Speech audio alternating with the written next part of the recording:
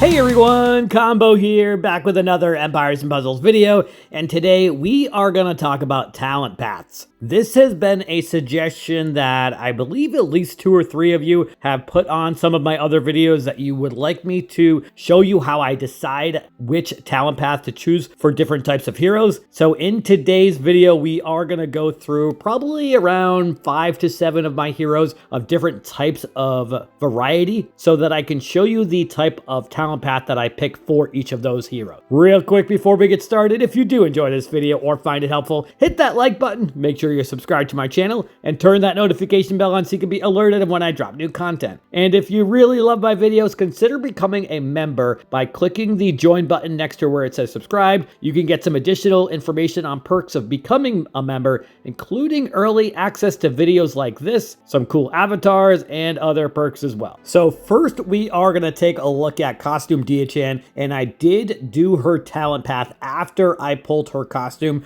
which is the better version of her, so I chose the talent path based on the cleric costume. And as you can see, and I'm sure many of you are aware of what she does, she is a healer that gives 33% health for all allies, and then she summons a minion with 33% health and 33% attack inherited from the caster, but those minions only go to 3 allies, so herself and her nearby allies. And then those minions still buff. So she's a healer and a minion summoner. So the talent path that I took for her was health first and shield second. So obviously if there were health and shield together, I chose those. But in instances where there was health and attack or shield and attack, I actually went health and attack on those so that her allies got minions that had higher health, because they're going to inherit those minions based off of what her health is, not what their own health is. It doesn't make a huge difference, and it does obviously lower her shield, but again, it makes it so that her allies get minions that have more health. In this talent node right here, because of the shield having the modifier where it was higher shield than normal, I chose that one instead because it had the shield modifier. So obviously I'm going to take 40 shield over 36 health because it's a lot better to have that 40 shield. In most instances on the shield talent node, you're only getting 18 points of shield, and that was more worth it to me than getting the extra attack on the health side. But in every other option, I took the health node when I could, and I do have masterclass talents on her. Obviously I went shield over attack on her for those, and for me she has 38 health, and with a matching legendary troop that gives her about 4,250 health based off of the health that she already has, which makes it so that her minions, even though they're not that big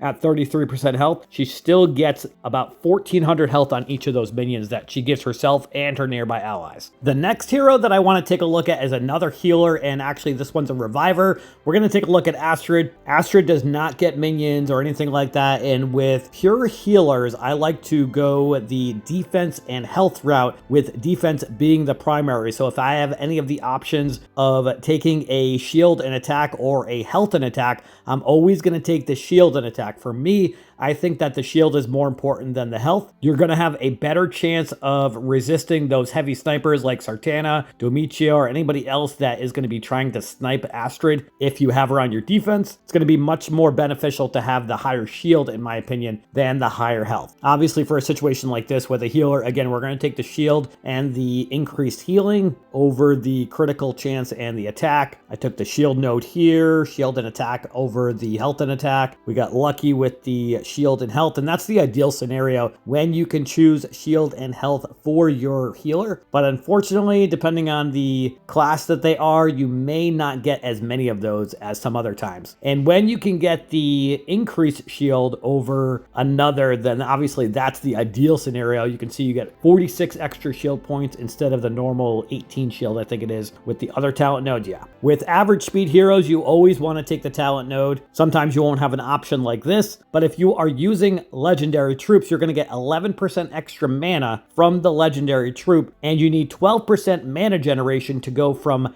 10 tiles down to 9 tiles for an average speed hero. So any of the talent nodes, doesn't matter the class that they are, the talent node will help get them to 9 tiles. And then obviously for the masterclass talents, I went all shield, and the health nodes were mandatory if I wanted to choose those, and I did. So that is what my Astrid looks like for her talent path. And you can see that she's got 1173 attack, which isn't something I really care about for her, but she's got 1896 shield and 3031 health. She is a monster. Another hero that I want to take a look at is a Fiend Giver. So we've got Iga here. Iga does give Fiends, and the Fiends do quite a bit of damage. For the first charge, they deal 150% attack every turn. For the second charge, they deal 175% attack every turn. And for the third charge, they deal 200% attack every turn. So obviously that's important, but for Iga, it's really about that extra damage when the Fiend explodes after 3 turns, which is what makes him so effective. So for Iga, I actually went the defense and health path. When I had the option of choosing the defense and health, I took that, and I chose the attack and shield over health and attack, which is typically what I do, except for usually some minion summoners or maybe even some mega minion summoners. Even here where I had the option of choosing the increased attack and regular health, I took the increased shield and regular attack. Obviously I took the shield here, and then I took the attack and shield over health and attack. This next one I took the shield and attack, and then I definitely took the mana for the ninja so that I could get the increased mana, and then I did not put master class emblems on him. So for me, he's got 1617 attack, 1429 shield, and 2291 health. As it is already, the shield and the health is pretty low for a hero at level 90. So if I didn't choose shield and health for him, it would be even lower, so he'd be even easier to kill. I only use Iga on attack. I do not use him on defense. But again, for me, it's really more about the damage after those fiends explode. And for my other fiend dealers, I actually did also go I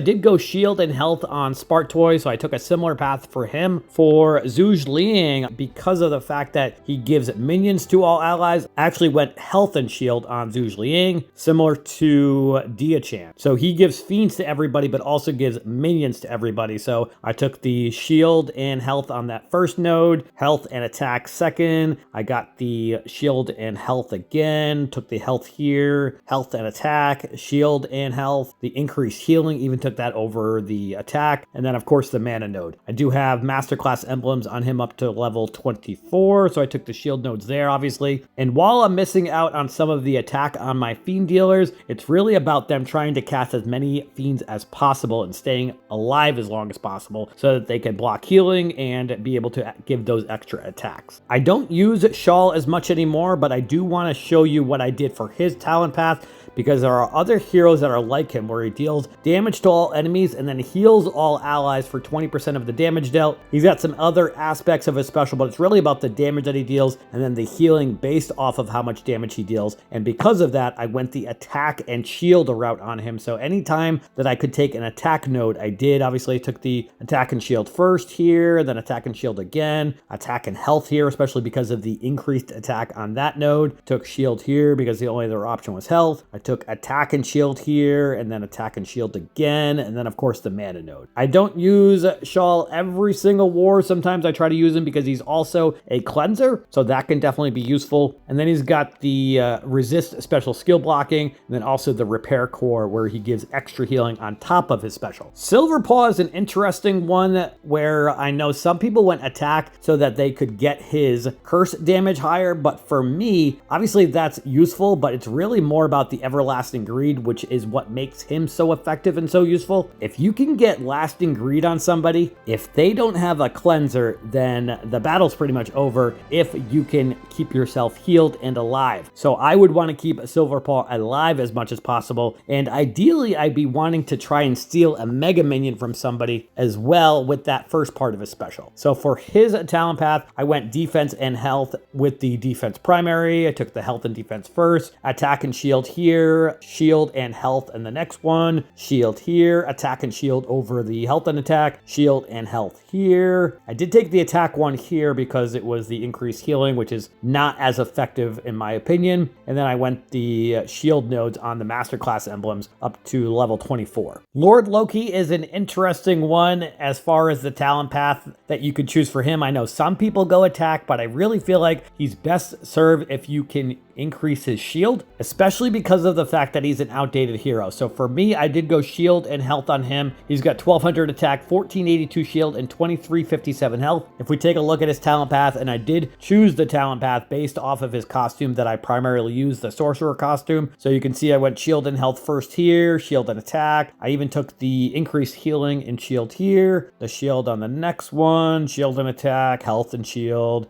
for the 18th and 19th nodes, and then of course the increased mana. And then I took the shield nodes for the master class emblems as well. So obviously you can use him as an attacker if you copy somebody's special that does that, but for me he's more useful if you copy somebody's unique special like Bernadette, or a mega minion is another one that I would probably copy from Lord Loki. Pretty much any utility hero like Oni Wakamaru as well, I went shield and health as far as their talent path. You can see I went health and shield here, shield and attack, shield and health, shield, attack and shield and health, increased healing, even took that over the attack node, and then the masterclass emblems, I went up to level 24 on him. And I do have enough masterclass emblems for Monk to take him to level 25, so I'll have to decide if I want to do that. That's going to give him an extra 50 health if I do that. It also unlocks this at level 25, where it gives an extra 6% chance to resist status ailments. If status ailments were resisted, the following effects are also activated. Cleanses the newest status ailment from the character. I must have recently got enough Monk Masterclass emblems to be able to do that, so I'll decide afterwards if I'm going to add that or not. We haven't really looked at too many heroes yet so far that I went attack as the primary, but Toon Richard is definitely one that I did that for. And as you can see here, I did the attack on the masterclass emblems, but let's go to the top here. I went shield and attack. So attack is the primary, shield as the secondary. I went attack and health on this next one. I took the higher health and the shield on this next one over the increased healing and health, and then attack, health and attack, shield and attack, and then the critical chance. So this is an interesting one here because I passed on the mana node because I didn't need it, because it gets an extra plus 5% from the costume bonus. So I figured, why not have an extra 2% chance to get a critical hit? Some people take the mana node no matter what, and I do not do that. I'm a numbers guy. I only take the mana node if I know that it makes sense. I've got legendary troops for all of my heroes, so I know I'm getting 11% mana from that. Richard gets 5% mana from his costume bonus, so I'm at 16%. He needs 12% mana to get down to 9 tiles. That mana node is not going to do me any good in most scenarios. If I had some crazy high mana increase generation from a special, then I could have a possibility of getting to 8 tiles. But even 8 tiles is a weird number because you need like 2 4-matches, or I guess a 4-match, a 3-match, and then hit the dragon. To me, the extra chances to get the critical hits are more important and could make a big momentum shift in a battle when you get those critical hits. Obviously, you're never going to know when it was because of the extra 2% chance of the critical hit, but it can't hurt. And then I did take the attack nodes on the masterclass emblems for Richard as well. You can see he's got 1819 attack for me, 1507 shield, and 3150 health. Next hero that I want to talk about is Grover, and Grover is one of my favorite heroes to use who is not on one of my Fergus teams. Grover is fast mana speed and basically turns into a very fast mana speed hero once they activate their special the first time, and it's because they give themselves 20% mana right after they cast their special. Let's take a look at their talent path. So I went attack and shield for Grover because I wanted the Mega Fiend to give extra damage. So I basically treated Grover like an attacker because that Mega Fiend gives so much extra damage each turn. You can see I went attack and shield again, attack and shield again, attack and shield. There are a lot of attack and shield options for the druids.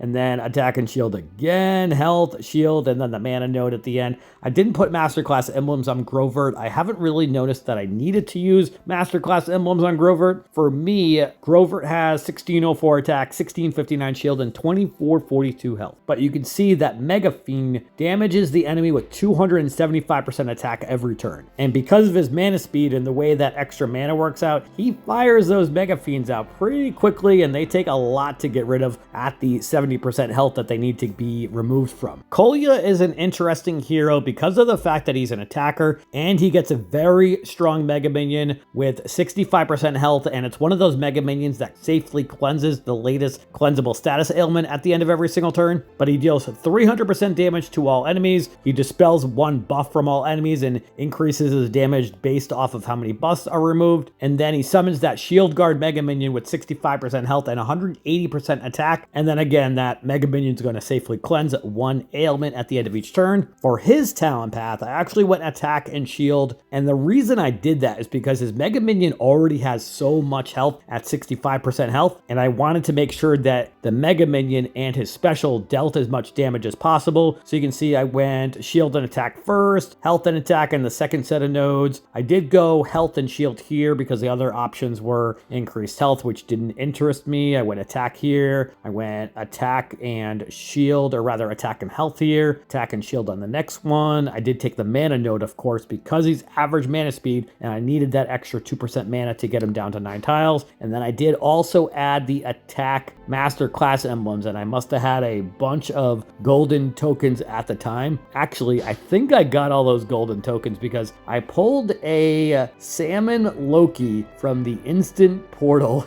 that was double limit broken and had masterclass emblems, and I had one ether reset token, and I used it on salmon Loki, and I got 25 of those golden tokens back, which was crazy. I wasn't even expecting that, honestly. I didn't know what that was going to look like, but I knew that I was going to get all of those limit break materials back, so that was pretty cool. Anyway, as you can see, I took the attack masterclass emblems for Kolya. Next hero that I want to take a look at is Bernadette, or as many people call her, Birna Bitch. So for me, when I got her and was adding emblems to her, I knew that she was going to be my tank for quite some time in most war scenarios. And while her special has 250% attack to all, I went shield and health on her because I wanted her to be able to last as long as possible, especially because of the fact that she was at the tank position. I wanted to make it as difficult as possible for enemies to kill her when she was my tank on defense. I did not want her to be able to just get killed with tiles. So if we take a look at her talent path, I went shield as the primary and health as the secondary. So I took attack and shield first,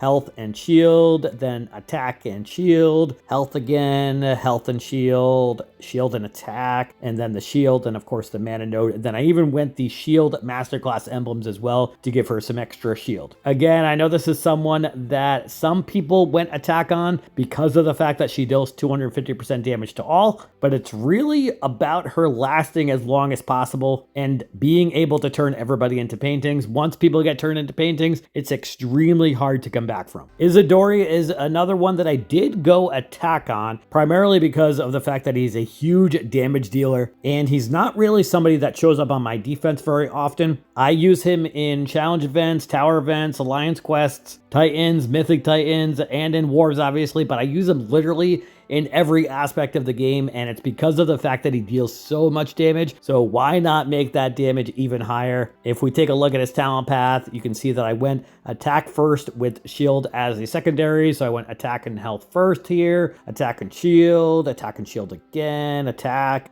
and shield, health and attack. I did take the mana node and then the health here, and then of course the attack masterclass emblems for Isidor. Definitely wanted to be able to have him be as high of an attacker as possible. You can see he's got 1743 attack, 1433 shield, and 2939 health. Next hero that I want to take a look at is Naim. He is a brand new hero from the Magic Carpet family. He does attack 3 at 330% damage to the target and nearby enemies, but for me, it's more about the fact that he has the counterattack for 3 for him and nearby allies, and that sand touch as well, although the sand touch would be higher with the attack nodes, but I did go defense and health on Naim. So you can see I went the shield and health here, shield and health again, shield and health again. Wow, wizards have a lot of shield and health options. There's another one down here. That's 4 shield and health. That's another one. There's 5 shield and health options for wizards. That's pretty crazy if you ask me. And then of course I did take the mana node because he's an average speed healer. And then I even took the shield options for the masterclass emblems. I only took them to level 24. I may add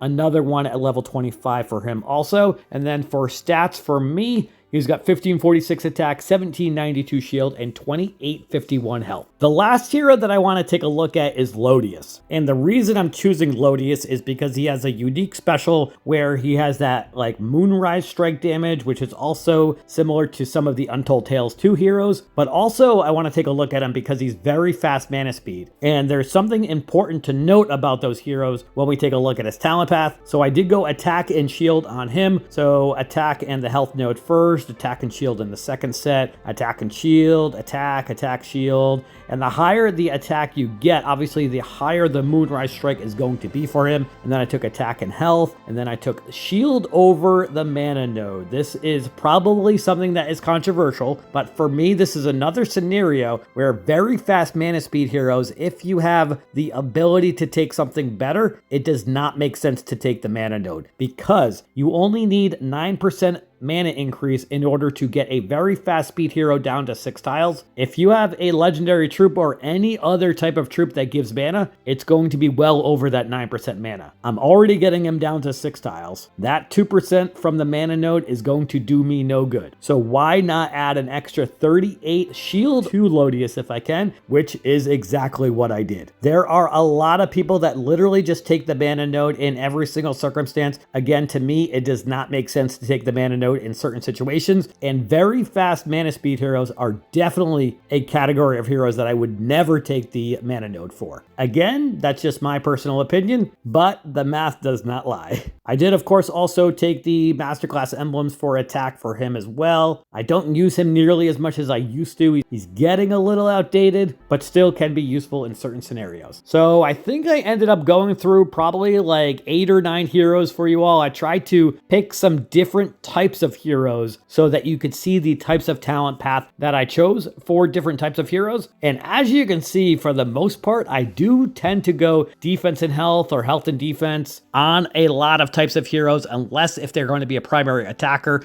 especially on offense only. But for me, in my opinion, allowing heroes to be able to last as long as possible is more important than the extra attack stat that you could be adding for somebody. Again, unless if you are primarily only using them for attack, and especially if you're somebody like myself that tries to place in challenge events, tower events, and stuff like that, when you look at heroes like Isidor and how useful they are for those events. Let me know if you do something different in your talent paths. Hopefully you learn something new and different based off of how I do mine. And if you think I should do anything different, then definitely let me know. But that is going to do it for today's video. I hope you did enjoy it or found it helpful. And if you did, hit that like button. Make sure you're subbed to my channel, and I'll catch you guys next time.